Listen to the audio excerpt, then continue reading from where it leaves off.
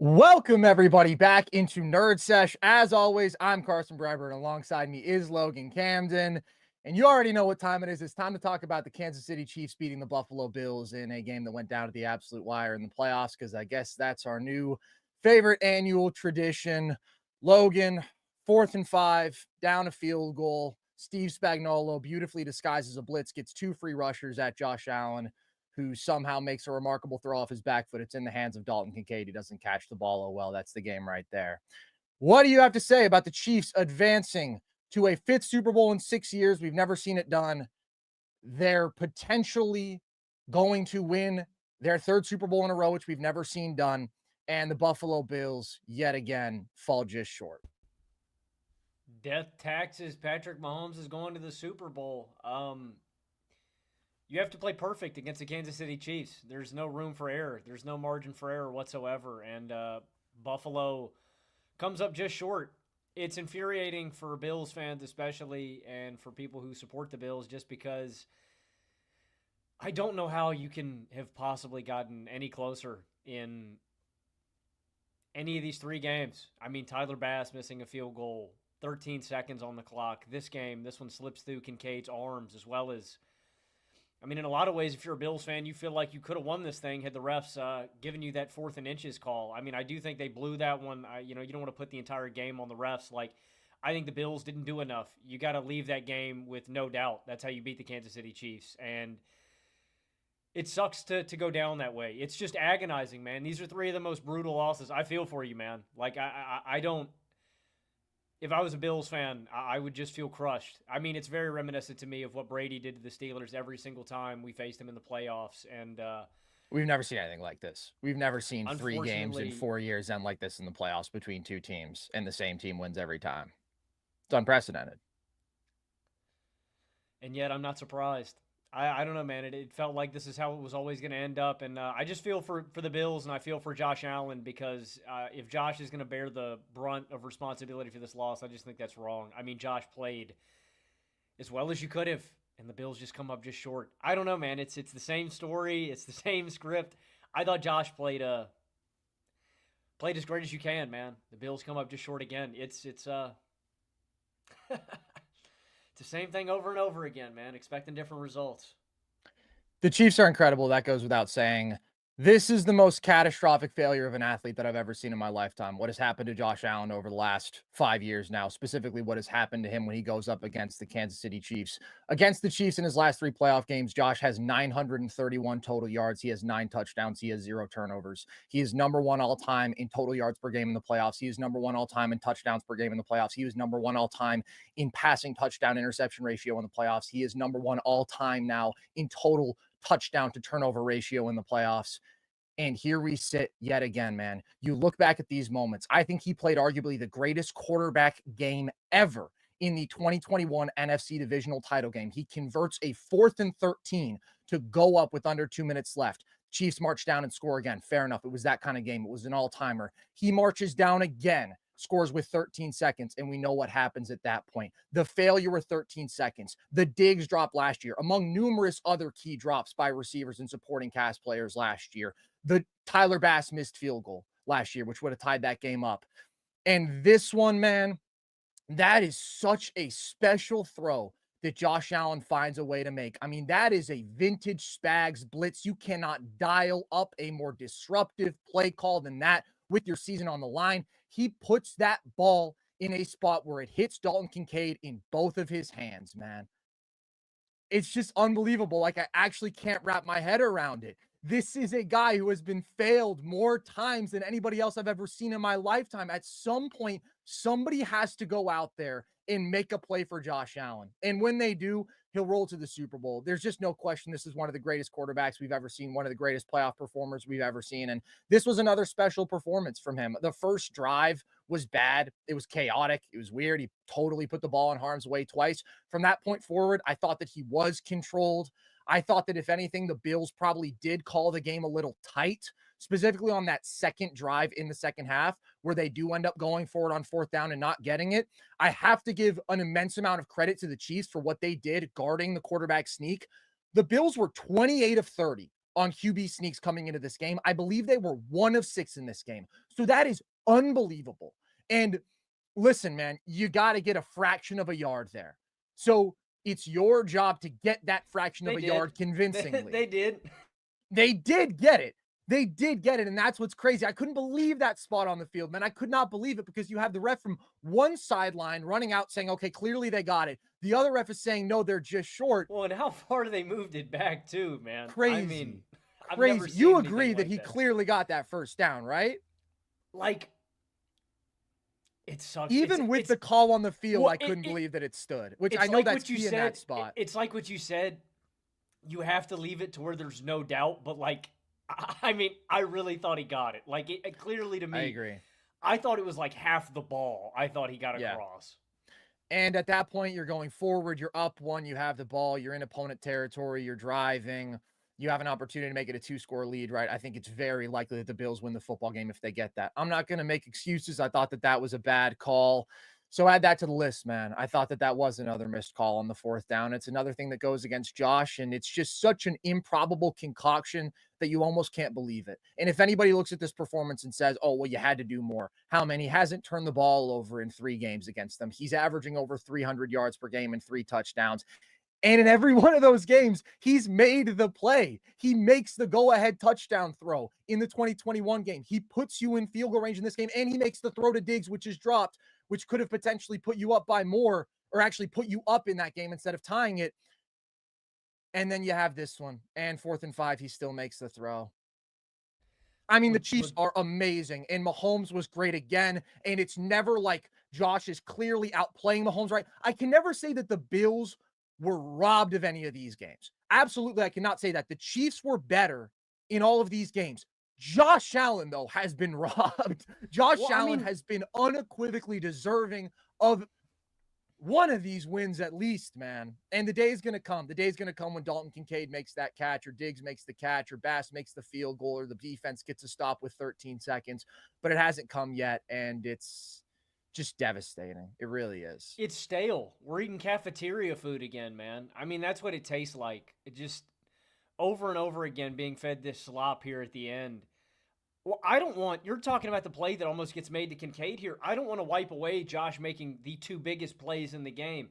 End of the first half, you desperately need to get a touchdown before you go in there. Makes the throw to Matt Collins deep downfield. They obviously don't get the 2-point conversion, but you had to get 6 right there. He gets it. Trailing by 7 after getting stuffed on 4th and inches. Splits the safeties again to Matt Collins for a huge gain. And then you get the touchdown on 4th and goal. Like, Josh made all the plays. Unfortunately, I mean, the defense made the play at the end too. Carson, I'm going to be honest with you. I've never felt this way before in a Chiefs-Bills game. I thought 32-29, 3:33 on the clock, I thought this was Josh Allen's time to shine. I thought this was going to be the drive where Josh left no doubt, where he finally marched down the field. And like I said, you can't even put any of this on Josh because to me, Josh made the play. The safeties beat him immediately. I don't know how he got that ball off. I thought he was just going to get sacked. Again, one, to get the ball off, to make it an accurate throw. I don't know what more the guy can do. And that's my big take. And I don't want to beat a dead horse, Carson. I feel like we've been saying this for 3 damn years, man. Not Josh's fault. Josh made all the plays he could have. And you have to play perfect football when you're playing the Kansas City Chiefs, man. That's a takeaway. They're going to make you pay. The Chiefs are obviously already among the 2 greatest dynasties that we've seen in the history of the sport. I mean, shout out to the Niners in the 80s and the early 90s, but I think that we're just talking about Patriots and we're talking about the Chiefs at this point. 5 Super Bowl appearances in 6 years is out of this world. And although I think that Josh Allen was better than Patrick Mahomes this season, I think if you're talking about a 5+ year peak, call it a 7-year peak. I mean, ever since Patrick Mahomes entered the league, we've never seen a quarterback peak of that length as great as Patrick Mahomes. It's the highest peak in NFL history. But what I do think also makes them so special is the fact that they do have superstar players elsewhere on the field. It's not Travis Kelce in this game. Superstar coordinators and coaches too, man. And that's the other thing, man. I think it's the greatest coaching staff we've ever seen. To me, Bill Belichick is the greatest coach, but to pair in my opinion, the second greatest coach ever in Andy Reid, with unequivocally the greatest coordinator ever in Steve Spagnuolo. It's just incredible. And time and again, they do execute and they make the winning plays. But again, like that does to some extent feel results based at this point because it's like the play was there in his hands, man. And the play's been there multiple times. But guess what?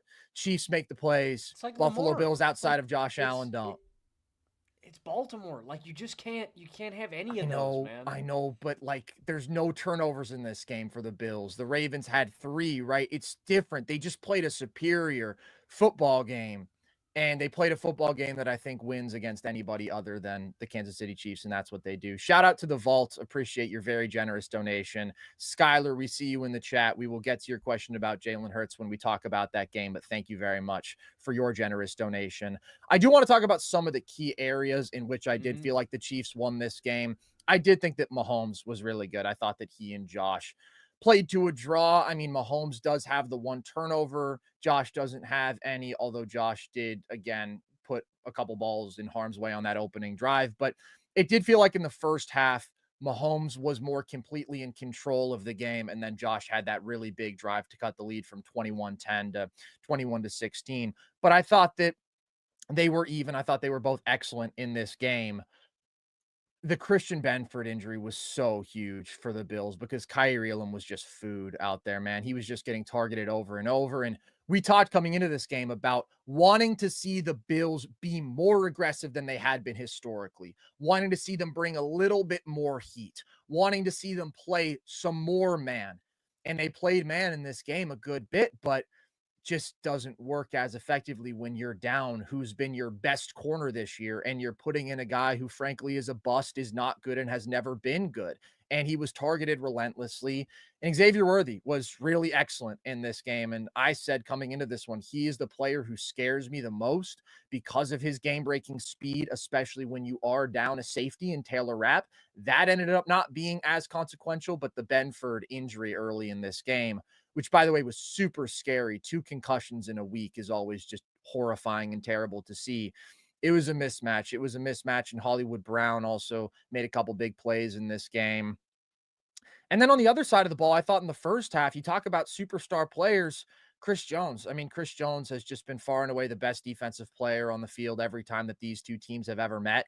In the first half, I believe he alone generated 7 pressures. The most of any That was guy the this big season. difference. Yeah. Incredible. I just felt like the first half was really rough for the Bills, and the fact that they went into halftime only down 1 score was impressive, and it was because Josh made the incredible throw to Matt Collins, which was also a great catch, and then he also made that absolute dart of a throw on 3rd and 8 to Khalil Shakir, so they left with a touchdown on that drive. Like, those were the couple of huge moments that kept them in the game, but they have the penalties. It was just a messier game from them up to that point, and they could not get any pressure. They could not do anything to make Mahomes remotely uncomfortable, whereas Chris Jones was dominating. The Chiefs were able to generate pressure, rushing for or blitzing. I actually thought Josh made some unbelievable throws against the blitz in this game. We'll see what his passer rating against the blitz was, what his analytics are, but I thought that he was really, really impressive. And then the Bills were still able to overcome that in the second half, right? They put themselves in position to win. They put themselves into position to win, and a guy didn't make a play. And that's what it comes down to. That in the 4th down spot, those to me are the 2 moments in this game. That is. And I mean, I just don't know if there's anything new I can say about the Chiefs. And I don't know, man. I'm upset that I was right. I thought the Bills' defense was going to let Josh Allen down, and they do a little bit, but just in this way. Because I really do feel like that if Benford is out there for the second half, I really do think that makes a really big difference. I mean, Yeah. Elam was getting picked on. He's bad, man. He's just bad, and he's always been bad. It's the most brutal way to go out, man. The only guy that I feel like can sympathize at all is like Dan Marino, man. Like just feel like you're left hanging so many times. But this is the most brutal way. Like I'm serious. Like when we're looking through NFL history, man, you're like even though you're a Bills fan, Carson, I think you're right. Like I can't think of any more like maybe Elway, but like Elway got to the big game, right? Like and he got bludgeoned there. And that's kind of the point. It's such heartbreaking fashion. Yeah. It's brutal, man. I can't think of any more a more tortured quarterback. Well, he already has the most wins without a Super Bowl appearance, the most playoff wins in a NFL career, which is incredible. The thing with even Elway and Marino, man, is they didn't play it close to this level, right? Elway in his playoff career, he's 27 passing touchdowns to 21 picks, right? They turned the ball over. Yes, they were Josh incredible has an quarterbacks. argument as the greatest playoff performing quarterback ever. It's Mahomes on a game-to-game basis, but literally Josh does have every single major Just statistic. statistically, just Statistically, statistically, he yeah. has everything, and the fact that people still say, "Oh, wild card round merchant or whatever," like, come on, man, be serious. People talk about the defenses he's faced. I put out the numbers, bro, versus top 10 defenses. He's 27 touchdowns to 2 turnovers. I can't remember if the Chiefs were a top 10 scoring defense this year, but if they did, then his numbers just got even better. And he averages 300 yards a game against top 3 defenses. He's never turned the ball over. He has 11 touchdowns, 300 yards a game. He's been phenomenal in the divisional round and in conference title games. Like the Chiefs' losses, man, account for almost all of his playoff losses. And he has been outstanding, outstanding in 3 of those games. So, there is really no comparison to me. I mean, you can look at like other rivalries. The only other one that comes to mind to me, just in terms of this frequency of meeting, was the Niners and the Cowboys met 3 straight years in I the mean, you could 90s. say Terry and Staubach, maybe. I mean, they met twice in the big Right. game. But they met twice. That's what I'm saying. This is 4 times in 5 years. I do think that it's one of the best rivalries we've ever seen. I understand people might look and they'll say, "Oh, the Chiefs are 4-0 in the playoffs. How is that a rivalry?" Ask the Chiefs who I think scares it's them the the most, best, man. man. I think it's the Ask the Chiefs best. who's played them the best. I would agree when you're talking about a specific era, like you have certain rivalries that are It's about probably the teams, right? Peyton or Brady. I mean, if you're going to look at like another head to head, but I think this has been more competitive, even though the Bills don't Yeah. have a win. Yeah, I mean, the last 3 games could not possibly have been closer. I don't think that there is a single Brady Peyton playoff matchup that is as good as The fourth last down, year's game. the Colts Patriots, the one in 2009, I think it was, Mhm. when they go on to beat the Saints when they gamble. That was a great game, but these are I three don't of think the it was greatest. 2009. I'm These are not sure what three year that was, but yeah. the when they go to the Saints Super Bowl. I think they met in the AFC title game that year, but I mean, these are three of the greatest It football was games. 2006. It was That was the Brady year. Okay. yeah. Well, no, no, no. That was the Colts won 38-34 that game. Sorry, I'm trying to find the matchup. But anyways, No, continue. that sounds about right. Yeah. Whatever, when the Patriots wanted to go on fourth down to keep the ball out of Peyton's hands, and they ended up giving him a short field. But Yeah. these are literally three of the greatest football games ever played. Mhm. It's incredible, man. I do want to shout out a couple of Bills because there were a couple of Bills who did make plays in this game. James Cook was phenomenal. He is a guy who, to me, the Bills have to pay. I mean, he is just a phenomenal running back. His vision is out of this world. He is so excellent. Just his ability to quickly cut and weave. He's a really phenomenal runner, and he had a really great game and really carried the first touchdown drive of the second half when the Bills only throw the ball once on that drive. And a few times they do go to Josh with his legs. But of course, he also makes the incredible play extending for the touchdown. James Cook did. He ends up with 134 yards from scrimmage in this game, 2 touchdowns. Phenomenal football player, had a career season.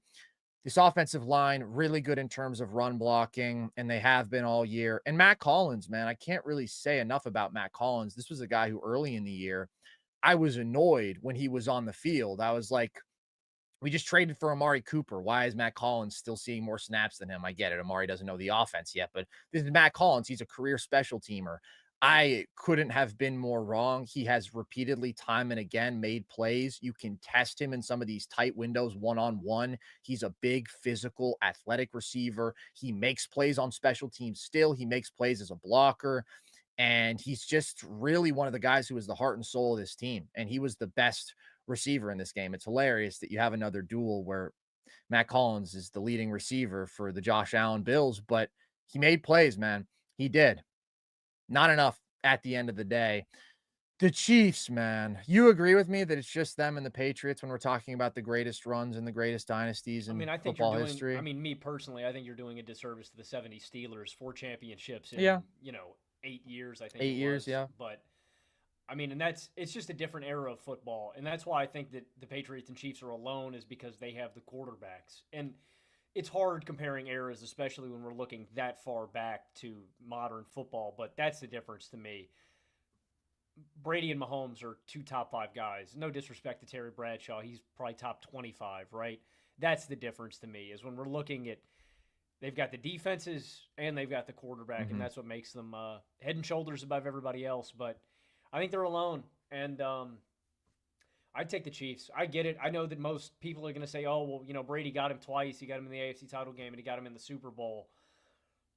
One, I think that the Chiefs should have won that game had D Ford not committed that penalty. But two, I don't really put that loss in the Super Bowl on Mahomes anyway. I put that more on his offensive line. I don't want to just Mhm. exculpate him. But to me, this is the greatest dynasty of all time, and it's because that no one's ever done this before. If they win this third in a row, it's done. I think the conversation's over. I Wow. mean, it's unprecedented. No one's ever done this before. We've never seen a run of dominance like this in football is so rare. Again, it's never happened before. It's historic. It is. And obviously 3 in a row on its own would be historic, never been done.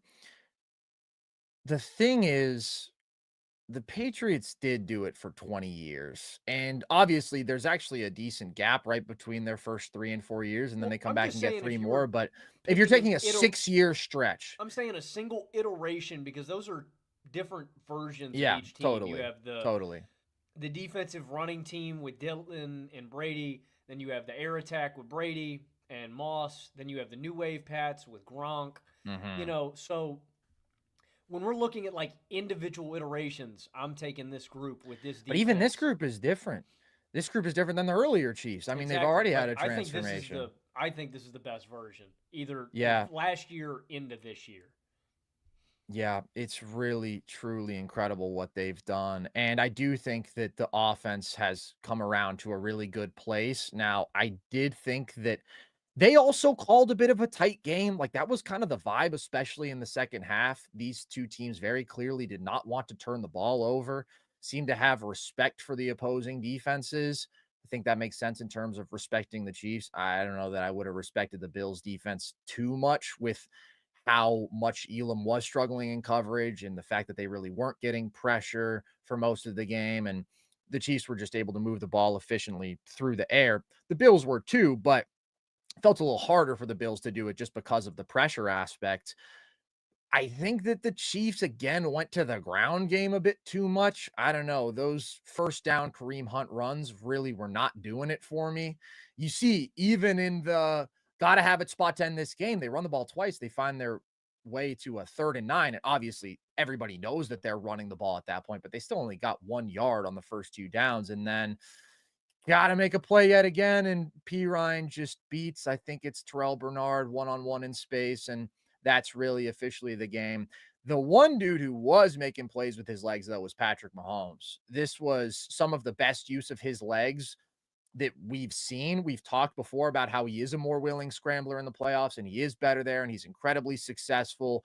But him going for 43 yards and 2 touchdowns in this game, really, really impressive. And on the flip side, if there's one area that the Chiefs really did do a good job against Josh Allen, I think they did a good job overall. I think Josh just made some incredible plays as he does in this game. He goes 11 attempts for 39 yards on the ground. And yeah, he had a couple of big scrambles in this game, but in short yardage situations, it wasn't just the sneak where, again, holding him and the Bills to 1 of 6, even if I thought that he got the 4th down, that is an unbelievable accomplishment. Nobody else has come remotely close to doing that. Again, they've been stopped twice all year on the sneak coming into this game. But like every read option, they were just ready. I mean, he really was not able to punish them with his legs like he has historically in this matchup, where he's averaged 56 rushing yards per game against them. Still made some nice plays with his legs, but I did think that overall they did quite a nice job there. They're just so incredibly well prepared. And the sneak stuff to me is just a testament to Chris Jones, and it's a testament to Spags, man. This is where you just see we can talk about quarterbacks, but you look at the last 3 matchups between these teams and the quarterbacks are a wash. It's about organizations. It's about coaching. It's about execution. Like, I've never seen a team just overload the left side and jump the snap count and anticipate it as effectively as the Chiefs did in this game. Never seen anything close to that. Again, this has been an automatic first down or touchdown whenever the Bills use it all year, and the Chiefs just completely reverse that because they prepare better and they execute better than anybody else. And although I think that Mahomes is at the highest quarterback peak ever, again, in totality over these last 7 years, that's as big a part of it, and that's the difference in this rivalry at this point. Yeah, I tend to agree. I think it's the pieces around them. And overall, I thought the Chiefs did a good job against the running game in general. Like, I know that they end up, I think, allowing near 150 total on the ground in this game, but save that one really long drive where the Bills were just marching. I thought they did a really good job of keeping the running game in check, and especially Josh, because like you said, Josh had a couple of big moments, but that's a huge aspect of this team's Mhm. success, and they were able to limit him. It's not Josh, man. It's the Bills. Yeah, Is there I think that's anything? obvious. I mean, like, I don't even know. Like, what areas? I don't know how you get better. Like, what do you take away from this, Carson? What are you looking to improve coming into next year? Like, what do you take away from the season as a whole for Buffalo? I think the offense is incredible. The offense was historic this year. When Josh played, it was one of 5 offenses this century to average 3 points per drive. I do think that they've struck a phenomenal balance between the run and the pass game. I think that the line is really, really good. Again, we did see a couple times in the last week where maybe Joe Brady gets a little bit tight, a little bit conservative, but he's coming back for next year. I do think he's a really good play caller, and I think that he's creative in the passing game too. And like, I can't really knock it, man, because running the ball was so great on the first drive of the second half. I loved it. I thought that they should have gone to it more in the first half, especially because, like, you look at that opening drive in the first half, and if you are just racking up some yards on the ground instead of it being like Josh trying to play hero ball on that one specific drive, maybe you get something together more. Maybe it comes a little easier. Like, as good as the Chiefs' run defense is, I feel like they had an advantage physically in the trenches, and they still showed that. It wasn't a dominant game on the ground, but it was pretty good, man. Nobody's really run the ball on the Chiefs like that to give them 150 yards and almost 5 yards per carry like they did. So the offense to me is dominant. This is what Josh does. He leads out top 5 offenses no matter what. Maybe you say, okay, we want to get that elite receiver. They made the move for Amari I think Cooper. it's He more ended up not important to. emerging as that guy, but I mean, I think it's more I, important you reinvest in the defense, I right? totally agree. I totally agree. I think that you've seen the formula and you look at what the Chiefs have done with Mahomes, right? Yeah, they have their one weapon in Travis Kelsey, who they are going to be willing to pay and who has been a superstar talent over the years, but you trust your guy to elevate the group. And that's what Josh did this year. This offense scored 30 plus points for 10 straight games. It's just Dalton Kincaid, man. You got to make that play. And there were a couple other drops in this game, but I think that the Bills receiving core is good. I think the offense is amazing. It's just about the defense. I think you look at the safety spots. I think that you have to upgrade there from DeMar Hamlin. And honestly, I could go for an upgrade from Taylor Rapp. And I would like to get bigger defensively. I think that the defensive line has a couple of really good players in Ed Oliver and Greg Rousseau. I love Matt Milano. I thought that he really rounded into very good form at the end of this year. But I do want to see this team get a little bit bigger, a little bit more physical in terms of the front seven. And I say front seven, that doesn't even exist for the Bills. I think that base defense for them, I heard Theo say this a few weeks ago, appeared in 5 games. Nobody plays more nickel. And maybe that's a change that I would like to see too, just a little bit of a flexibility in terms of defensive philosophy. But I thought the last 2 games were an improvement in that way from Sean McDermott and Bobby Babich. Like, it's the defense. That's where they have to get better. And it's coaching. McDermott's not going anywhere. I have my issues with him. I didn't think that he cost this game in any way, though. Like, it's just going to have to be some combination of the defense picking up the slack, the coaching improving, and a receiver making a play in a big spot. That's it. The Bills are right there. I don't think there's even any argument over who has been the second best team in football over the last 5 years. I get it. They don't have a Super Bowl appearance, they don't have a Super Bowl win, but I believe that they are both second in regular season and playoff wins in That spite of makes that that makes fact. sense. I think that they are. I can confirm that in a second, but There's just this iron wall right now, but they're right there. They're right there. And there are people who will say, "Oh, the Bills can't get it done this year. They'll never get it done." I think that this year showed that there is no basis for that claim because this was the year that people counted the Bills out and said they would win 9 games, said they wouldn't win the division, said the defense was depleted, said the receiving core was depleted. And then come the end of the year, we were like, "Oh, actually, this is their best shot." Because they had improved in some areas that went underrated, and because Josh was the best version of himself, man. It's still incredible. Fewest negative plays by an offense in terms of the percentage of their total plays in NFL history this season. What Josh did evading sacks, what Josh did limiting turnovers, 8 turnovers end to end through the regular season and playoffs. Guy did his job every step of the way, man. And he did his job in the biggest game. And that's why I know eventually things are just going to break. He is way too great for it not to happen. And he has been way too great in these spots. It's gonna happen. The only thing that, like, it reminds me of is, like, LeBron with, like, the 2009 and 2010 Cavs where you're just like, "Jesus, yeah, these teams are winning 60 plus games, but we know about the supporting cast around him, and, like, yeah, he hasn't won the big one, but what an incredible individual force." That's the only thing that I can think of that's comparable in terms of teammates letting a guy down who rises to that superhuman level over and over again. Not to say that Josh has been better than Mahomes over these last 5 years, because in Mhm. totality, he hasn't. Mahomes has been better, but this year I thought Josh was better. This game I thought was a draw. I mean, I can't say for sure that Josh is going to get one just because you got to slay the dragon. I mean, the Grim Reaper, as I call Patrick Mahomes, the Grim Reaper isn't going anywhere, and Yeah, it, he it beaten him more times than anybody else has, Josh has. Beaten him yep, 4 times. yep. Keep reminding me, man. Maybe one of these days. I don't know. It's like it's I'm just Brady. saying, dude, who do you think has the best chance in the NFL every year to beat The Bill. Mahomes I and mean, the like, Chiefs? don't get me wrong. Yeah. I think the Bills are going to be right back here next year. I think the Bills are going to be here every year. It's a battle of getting it done. And honestly, maybe more luck than anything else. The only time the Steelers won a Super Bowl was the year that Tom Brady tore his ACL in the first game and the Patriots couldn't make the playoffs. That was how we got over the hump, right? Maybe something's going to have to break your way, and that'll be when it busts down. Yeah. I know it's going to make it, it would make it so much more, it would mean so much more if you could beat the Chiefs on the way to the Super Bowl, but I'm not afraid that this was the Bills' only chance. I think that Josh is Yeah, the I think second we're best done with that quarterback in shtick. football. He elevates the Bills every single year. He wins enough regular season games. He is the second best playoff quarterback that I want, only to Mahomes. I think they're going to be back here. Like 100%. I can't guarantee it. The AFC's tough. The AFC's tougher every single year because of the quarterback competitions. Lamar's not going anywhere. Burrow's not going anywhere.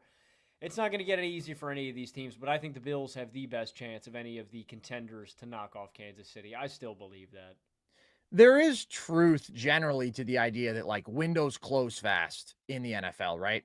I just don't think that's true when you have a Josh Allen. I mean, this Exactly. I defense just was 18th in points allowed per drive this year. They were 26th in yards allowed per drive, and they still went 13-3, and they lost in the final minute of the AFC title game. And this is their 5th straight year winning 11 plus games. I think only like 10 franchises ever have done that, 10 iterations of teams in NFL history. Like, it's different, man, when you have a quarterback who can lead you to being a top 5 offense every year. I think you can apply that logic to when teams have coordinators that are really important to their scheme, or if there's players. The scheme is Josh Allen. The reason this team is great is Josh Allen. As long as he wakes up with a pulse and is alive for the entirety of the season and healthy, the Bills are going to be great. And that's why I don't think, that's why you can bank on them. If their winning was predicated on something else that could drastically change, sure, but it's not. Mhm. Josh is as solid as they come. Um, Keep the faith, Carson. Keep the faith, man. Yeah, man. I will. I will continue to. I mean, I picked the Bills to win this game. Wrong about that, obviously. The Chiefs are incredible, but I think certain people are framing this as though they're insurmountable. They are literally invincible. And without taking away any credit for the fact that it is an unprecedented achievement to make 5 Super Bowls in 6 years, I just think Josh Allen is so great that there's going to be a year that that isn't true. And Josh Allen has been great enough, but again, the dudes around him haven't been. I don't think that there's any argument that these are the 2 best quarterbacks in football. I think that we can put that to bed. I mean, all due respect to Lamar, the playoff gap is just so massive. And I've been saying that, but I think when you see another duel like this between these two, it just has to cement that. So the Kansas City Chiefs are here again, Logan. I know that when it does come down to them facing any elite roster, if they don't have that elite quarterback, I'm never picking against the Kansas City Chiefs as long as they have Patrick Mahomes. It's pretty much that simple. But I think we're ready to take a break here. We can move on from this game.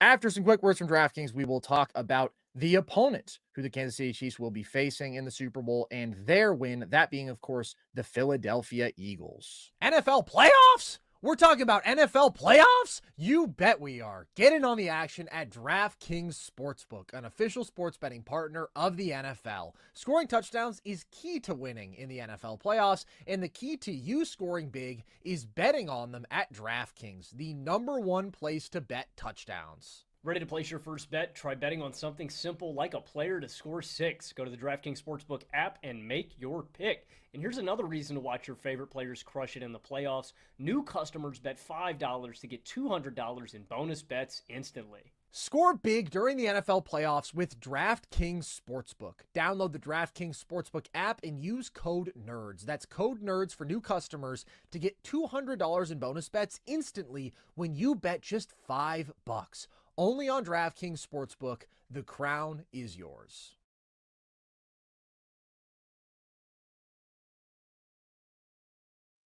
There was one more thing that I wanted to mention in this game, actually.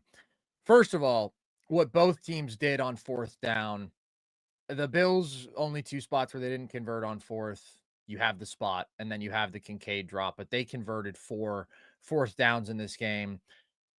To me, the most consequential, though, was Andy Reid deciding to go for it inside his own 40. I just thought that that was such a money decision. That was such a money call. At that point, the Chiefs were down 10-7. You give the Bills the ball back quickly, and I mean, they're probably going to score. It's just that kind of game, but they go out there, they get Mahomes on the bootleg going right, which the Bills could not guard all game, and what is just maybe the most unguardable play structure in NFL history. If you only need to gain a yard and you get Mahomes rolling out in space, like it's just been so unstoppable for so long. And they get it, and then they march down and they score a touchdown drive. That's Andy Reid, man. That's Andy Reid ball. Again, the Bills are aggressive on 4th down, and that absolutely paid off for them in this game. But that was, to me, the decision of the game. I thought that was just excellent, and it added 7 points to their total, and that's the difference in this game. So shout out for that. And then also, obviously, the Bills could have not been down in this game if, hilariously, they hadn't wiped their extra point off the board when the Chiefs jumped offside on the extra point, which, by the way, I'm not going to do some revisionist hindsight bias thing. I like that the was the right aggression. I decision like to the me. aggression, yeah. That was the right decision.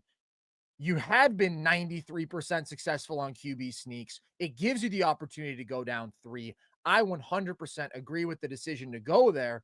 But if they didn't have to go there, then they wouldn't have had to go for 2 again. The Chiefs presumably wouldn't have gone for 2 themselves, and we could have been looking at a 31-31 game instead of a 32-29 game. So that is kind of another pivotal moment that I thought was the right process, but the execution was better by the Chiefs in that moment. And it's just the really, really, really little things that make the difference in this game. Not so much when we're talking about a 55-23 Eagles victory. Logan, this game was competitive for a time. The Eagles were always in control, but this was a 34-23 game going into the 4th quarter, and then the wheels really came off late. But what did you make of this performance from the Eagles, who now are headed to their 2nd Super Bowl in 3 years and obviously are setting up a rematch with the Chiefs from 2 years ago? I mean, if the Eagles win the Super Bowl, I think Saquon Barkley has a guaranteed first ballot Hall of Fame case with this season. You know, for running backs, it's tough. You bear so much responsibility for the success of your offense in a situation like this, because I think some people will give credit to Jalen Hurts, and okay, Jalen Hurts played a good game against Washington. I'm whoop-de-doo, right? Like, I cool. Okay, so to address Skyler, who generously donated and asked, question for y'all, because you're Hurts haters, after his performance, where does he rank? I literally don't. Logan says I am unmoved. Don't care. He's not top 10 to me still. He's outside the top 10 somewhere, top 16 quarterback. That's where I'd put Hurts. I agree. The Commanders don't have a good defense. This game was cracked wide open. There's not a ton of pressure. I will give the Eagles credit. They scored a touchdown off of every single turnover in this game, and that was one of my huge gripes about the first 2 games of this playoff run is that they're leaving meat on the bone. They're leaving food on their plate. They didn't do that today. Every time they got a turnover, they scored a touchdown. And that really was the biggest difference in this game. I thought Jayden Daniels played really outstanding. McNichols fumbles, right? Diami Brown fumbles.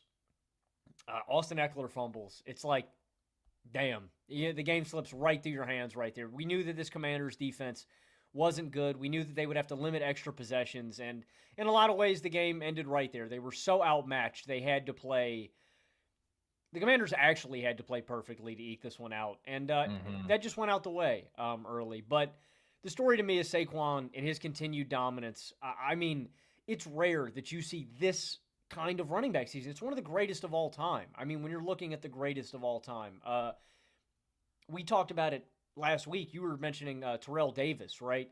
It's up there with a Terrell Davis. It's up there with a Marcus Allen individual season. He doesn't have the raw regular season numbers like a LaDainian Tomlinson, but it's just Not really far. rare that you see a guy carry his team like this throughout the playoffs as well, because a lot of guys have done it in the regular season, but that's what's really impressive. And if they win the Super Bowl, if they knock off the Chiefs, I don't really think Saquon has to do anything else the rest of his career. I think this immortalizes Saquon Barkley and guarantees a bust for him in Canton. That's one of my takes. And then the other one, NFL teams, take notes. The reason the Eagles are so good is because they've crushed their drafts by investing in the trenches. And I always say this for a lot of different teams, but when you don't have a lot of building blocks, or hell, even if you do have a lot of building blocks and a lot of assets you like, you can almost never go wrong. As long as you don't completely whiff on the guy, you can almost never go wrong by investing in some big, nasty trench guys. And the Eagles have done that more than anybody else with Landon Dickerson and Cam Jurgens in the first 2 rounds. Jordan Davis and Jalen Carter both in the first round. It's just good strategy. Also, throughout the first 3 rounds, they're drafting linebackers like Nolan Smith and Nakobe Dean. I just think it's good team building and draft strategy. And obviously, the reason they're successful this year is because Saquon Barkley just magically fell into their lap because the Giants were incompetent and didn't want to pay him money. And all of this investment into the offensive line gets amplified by a superstar running back like Saquon Barkley.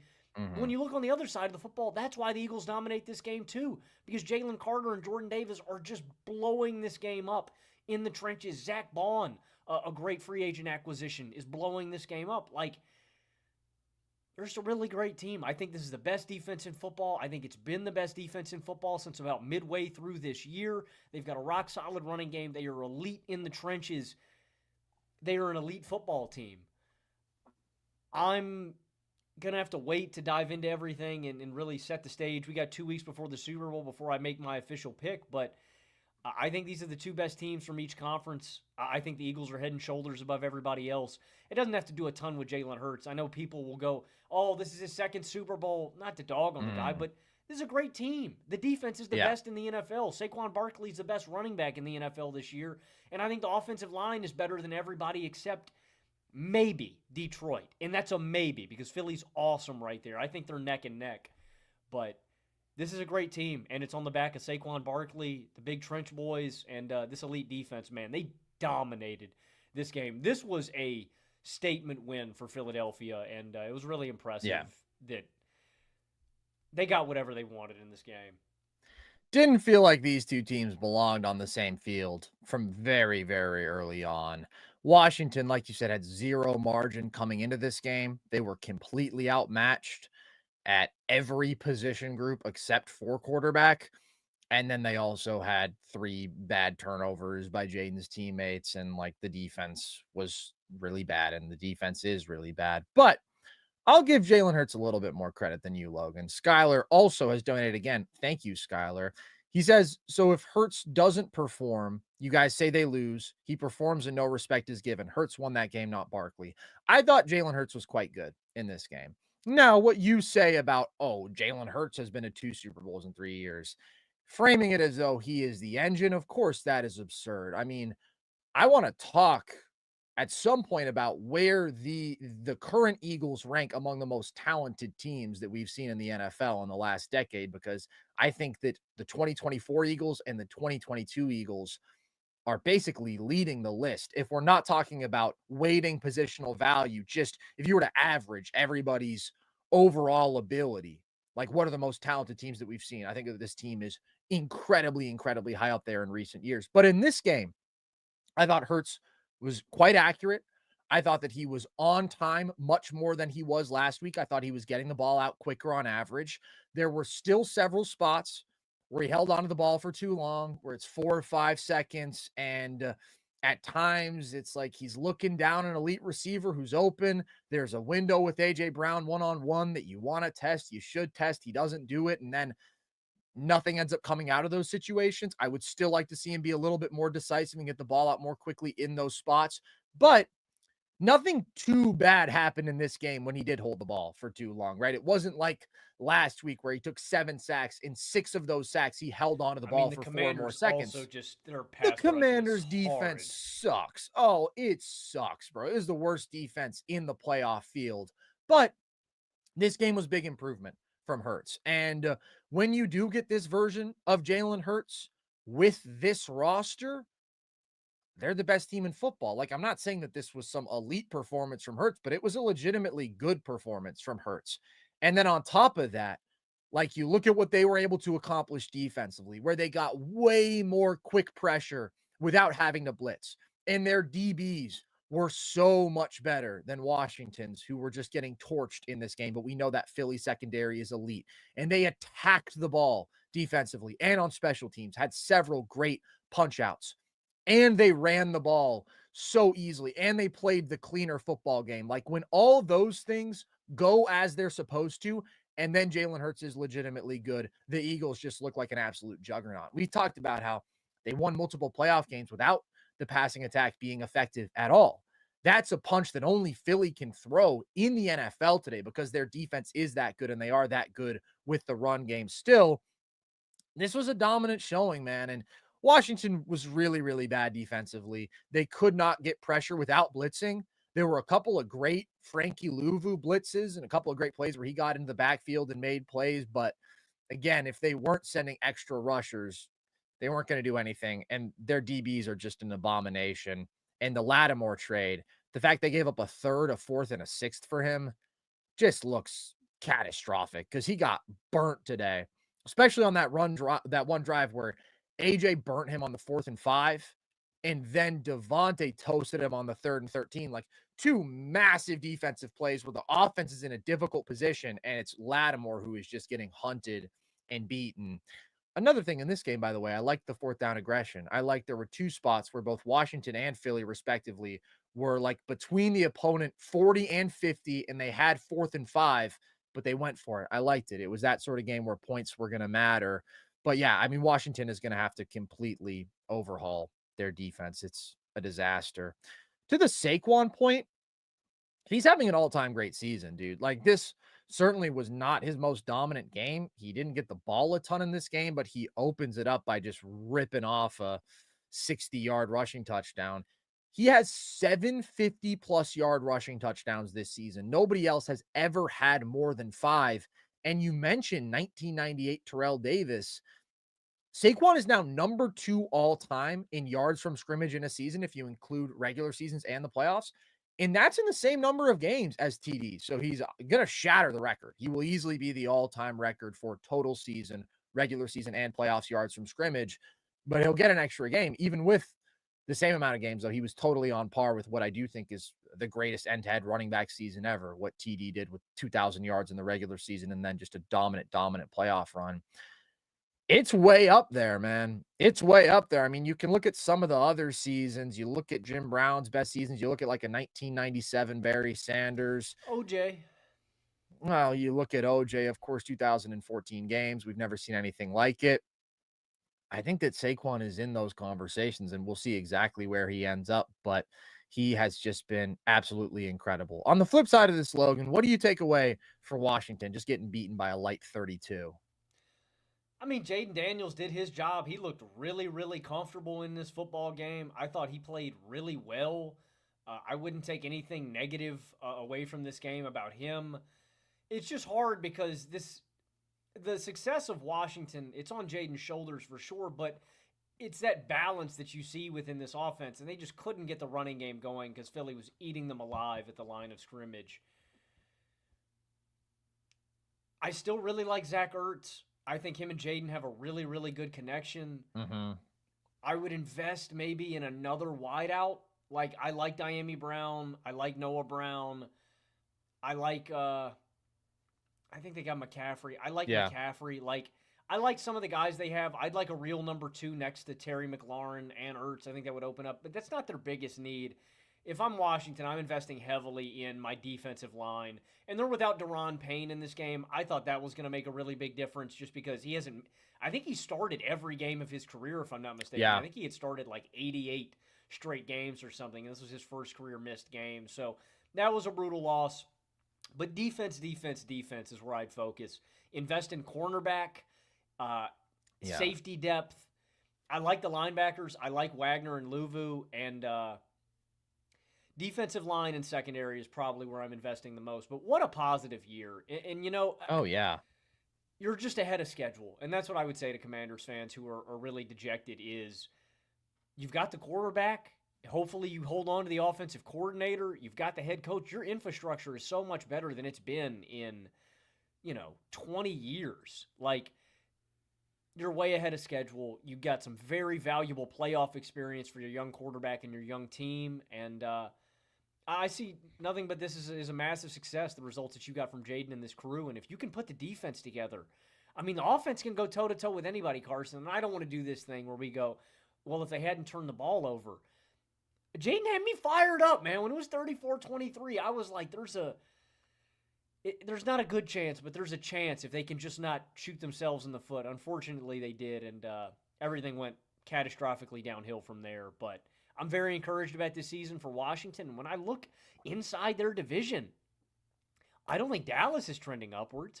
New York is not trending upwards. Like, Philly, to me, is concretely at the top of your division, but you could get a wild card spot, I feel like, next year pretty easily by beating up on some of the bad teams in your division. And not that Dallas is going to fall off and they're not going to win any games, but to me, Washington's for sure cemented as second in this division right now. And I think there's a good chance that they're back here again next year. I think this is a very encouraging year for Washington. And if they crush this offseason, I think they can improve a lot. This defense was just bad.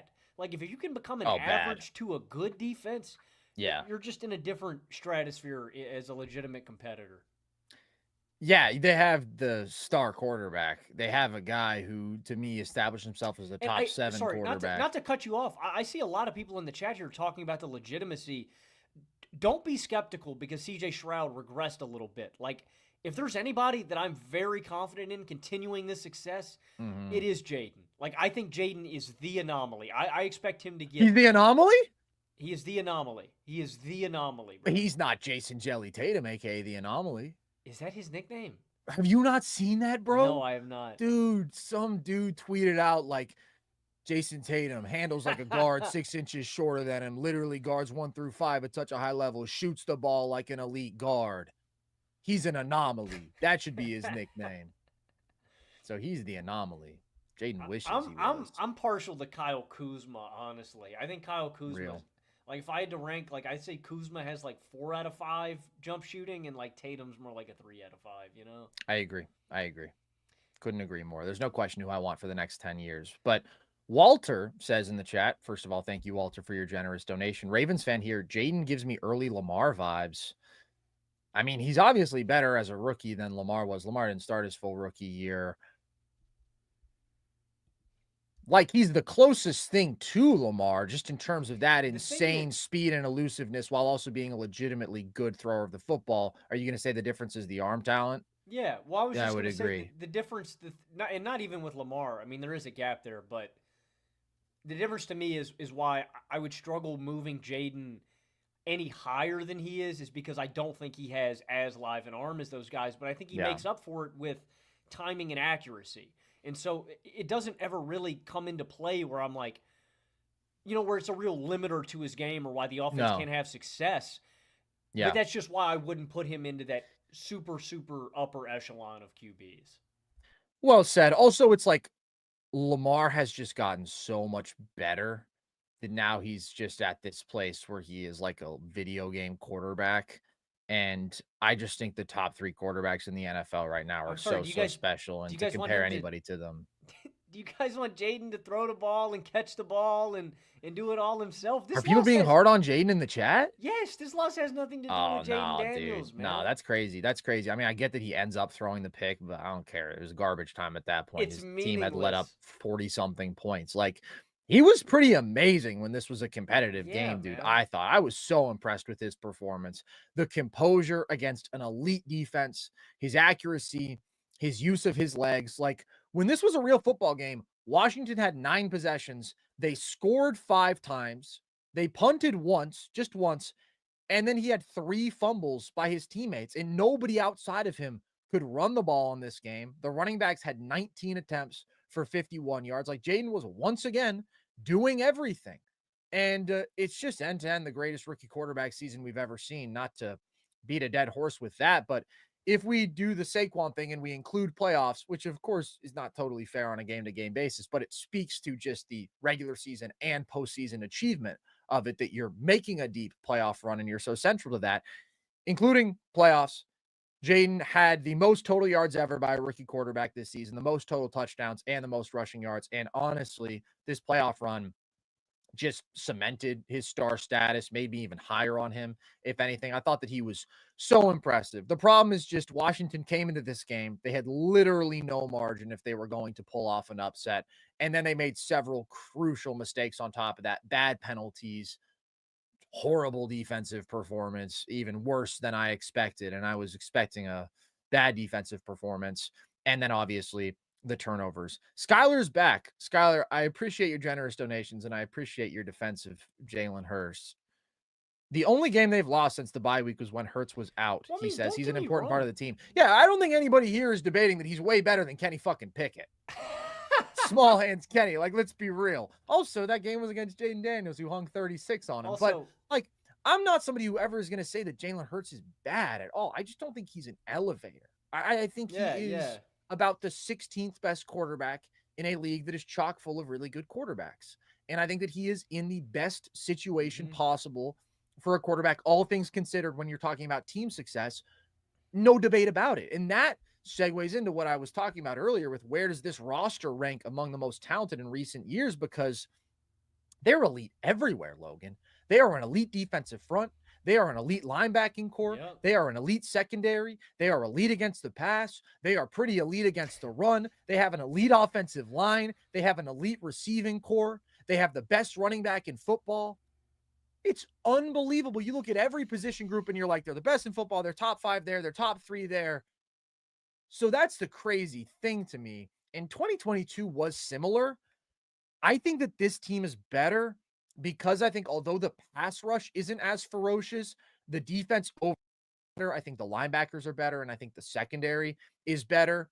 And they have Saquon now. And that to me is the difference. Just having a guy who anytime he gets in space is liable to rip off a 50-plus yard touchdown run at a rate that we've never seen in the history of this game. If you were to make an argument for the 2022 Eagles, it would probably be that Hurts was actually better that year. But I just think top to bottom, there's a real argument this is the best roster of the last decade. I think it's these Eagles, the Eagles a couple years ago. I honestly thought both last year's Ravens and Niners. Yeah, I agree. Yeah, and what the Ravens had defensively was insane. It wasn't the most talented offense, but chock full of defensive talent. I think about both Niners teams that made the Super Bowl too, though. I think last year's and 2019 are up there because that 2019 defense was stacked. You had Fred, you had Bosa, obviously, but you had Buckner, you had Armstead, you had Richard Sherman. That was a really, really talented overall team. It's basically just iterations of the Eagles and the Niners, honestly, who are the teams that have made the Super Bowl without elite quarterback play. I'm racking my brain. I mean, last 10 I thought about years, Legion of Boom if you go a little further but that's back, just because even. those defenses were Mhm. so loaded. Yeah, if we're talking like 2013, 2014 kind of range for them, just because that's the best defense that we've seen in a long time, since I mean, probably and like the also 2000 just Ravens. to the point that the person in the chat was trying to make earlier. I mean, they are a caught pass away from Saquon Barkley with another win, right? Like all of their losses have been Yeah, uber close too. Like they've been in every game that they've except for the lost. Bucks game when they had 0 offensive personnel. Yeah, They were exactly. without both Devontae and AJ Brown, so that was a really weird game. It's true. They've been dominant. I mean, since the bye, they have been utterly dominant because they've been so great defensively, but they've had a great end-to-end season and haven't really been tested all that much in these playoffs. I mean, the Rams game ended up being close, but they controlled that game for the most part. They're great. They're great. I Do you think I take would. issue with any of the teams that I say they're more I talented than? I I would think, take them. I would take yeah. them. That's I why don't I think think we've we're seen a roster I, this talented since. the last Eagles team, in my opinion. Which do you think is better? This one because of Yeah. Saquon. And like Yeah. that I agree. defensive front is godly. That defensive Yeah. front Yeah. was one of the greatest I've ever. I mean, they had 70 sacks that year, but the Yeah. difference to me this year is the explosivity of. He's had 7 Yeah. touchdowns. I think it's over 60 scrimmage yards. That's ridiculous, man. Great. He Maybe it just. is 60. I put it at 50, but maybe it is 60. I think that's what they. If my memory serves me correct, that's what they said on the broadcast today. That's the difference maker to me. You've got one of the best running backs ever behind you Yeah. with the best offensive line in football. I think that's why I'm so excited for this game, man. I mean, I think that I'm not betting against the Yeah. Grim Reaper because he's the Grim freaking Reaper, but Jalen Hurts, this is where Jalen Hurts is going to have to pull his weight. I'll leave it at that. Well, we'll get into all of our Super Bowl preview content, but obviously the best game of Hurts's career was against the Chiefs in round Easily. 1, so maybe it brings a certain demon out from inside of him. Oh man, I just saw another angle of the Kincaid drop and I'm just rewatching it over and over again here. Think I'm probably just going to go look into a reflective pool somewhere and Smoke a sing cigarette. sad old folk songs to myself. The times they are changing, except they're not because the Chiefs are back in the Super Bowl and the Bills lost another heartbreaker. What are you gonna do? Am I right? Is it cool with you guys if I just sort of freestyle about my agony here for the next hour? Is that cool with you guys? Do you have time, Logan? Agony live stream. Yeah. Yeah. You still have to do your punishment for last year. Yeah, I was telling You one of still my- have to perform the stand-up set that I wrote because the Bills beat the Steelers in the playoffs. I've- And now that's really all I have to hang on to in this world. So I'm I have really going to be evidence of pushing me hard. performing that at a bar, but my hair looks atrocious. Okay, hold on. We have another donation from Skylar. If Hurts isn't a top 5 to 10 quarterback being at his second Super Bowl in 3 years, I don't get the convo. Jimmy Garoppolo went to the Super Bowl within the last 6 years. Brock Purdy went to the Super Bowl last year. You have the best roster in football. You can do it. Trent Dilfer won a Super Bowl. Brad Johnson. Vince Ferragamo went to a Super Bowl. Joe Cap went to a Super Bowl. Well, let's not disrespect Cal Bears legend Joe Cap of Jeff Hostetler won the a early Super 70s. Bowl. It's true. It happens, man. It happens. If you've got the roster, you can do it. It's hard. Kerry Collins went to a Super. I mean, you know what I mean? The list goes on and on. I agree, Logan. You and I are aligned on this. It's one of the great fallacies in football discourse that the quarterback is always responsible for the win or the quarterback is always responsible for the loss. It's the ultimate team sport. There are 22 starters. There are 3 phases of the football. So much goes into any given football outcome in a game or in a season. And I just don't think Jalen Hurts has played individually at the level to elevate him into top 10 conversations. Top 5 is absolutely insane. He played 1 game and we're acting like it's a miracle. Against the like, let's chill. Yeah. In and he played a good time. game, and I'm not trying to disrespect him. It's just when we start getting into the top 5 conversations that I start saying, okay, do we need to bring this guy down a peg? Not even. Let's just be honest, though. Let's just be realistic. This is the best game he's played in the playoff run. Coincidentally, it happens against the worst defense he's played. I think there's a correlation there. There is probably a correlation. Any last words, Logan, before we sign off here? You put Bo Nix on the Bills and they blow out KC. Supernova, as always, you are right on the money. You put Bo Cephas Nix what is that? That's a 60, 70 point win for the Bills today. Well, I think what would have happened is all of the Chiefs players would have become incontinent at the sight of a force such as Bo Nix, who we all know thrashed them 38-0 in the final week of the regular season. And I think it would have been a forfeit. Oh, that's what the Chiefs are really scared of. Bo Yes. Nix coming to town.